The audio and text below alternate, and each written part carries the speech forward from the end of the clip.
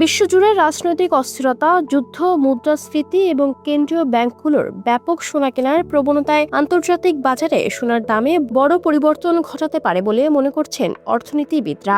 এমনকি 2031 সালের মধ্যে প্রতি আউন্স সোনার দাম $8,000 পৌঁছানোরও পূর্বাভাস দিয়েছে জার্মানি ভিত্তিক ডয়েচে ব্যাংক।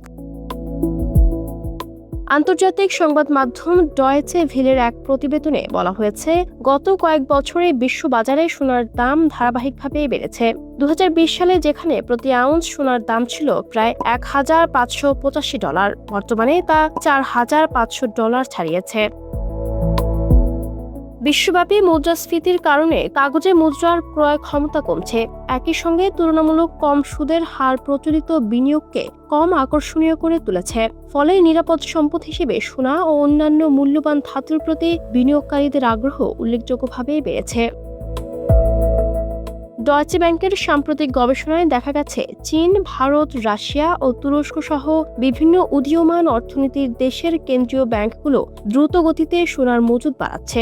ব্যাংকটির ধারণা, এই প্রবণতা অব্যাহত থাকলে 2031 সালের মধ্যে প্রতি আউন্স সোনার দাম প্রায় দ্বিগুণ হয়ে $8,000 পৌঁছাতে পারে। তবে বিশেষজ্ঞরা মনে করছেন, সোনা থেকে নিয়মিত সুদ বা লভ্যাংশ পাওয়া যায় না এবং এর দামেও বাজারের ওঠানামার প্রভাব থাকে। তাই সব সম্পদ সোনায় বিনিয়োগ না করে মোট বিনিয়োগের 5 থেকে 10% সোনায় রাখার পরামর্শ দিয়েছেন ফ্র্যাঙ্ক শেলেনবার্গার। তবে 2031 সালের মধ্যে প্রতি আউন্স $8,000 পূর্বাভাস নিয়ে বিশ্লেষকদের মধ্যে মতভেদ রয়েছে। শেলেনবার্গারের মতে, গোল্ড ইটিএফ ও কেন্দ্রীয় ব্যাংকগুলোর কেনাকাটার গতি কিছুটা কমে এসেছে। তাই আগামী 5 বছরে সোনার দাম দ্বিগুণ হওয়ার সম্ভাবনা তিনি খুব বেশি দেখছেন না।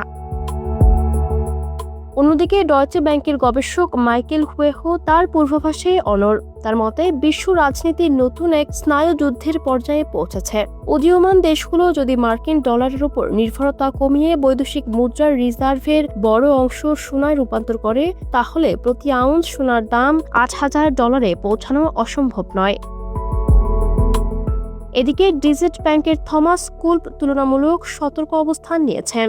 তিনি মনে করেন, আগামী 12 মাসের মধ্যেই প্রতি আউন্স সোনার দাম $5,000 পৌঁছাতে পারে। তার ভাষায়, বিশ্ব বাজারে সোনার মৌলিক চাহিদা এখনো শক্তিশালী রয়েছে এবং দীর্ঘমেয়াদে এই ধাতুর বাজার ইতিবাচক ধারায় থাকার সম্ভাবনাই বেশি।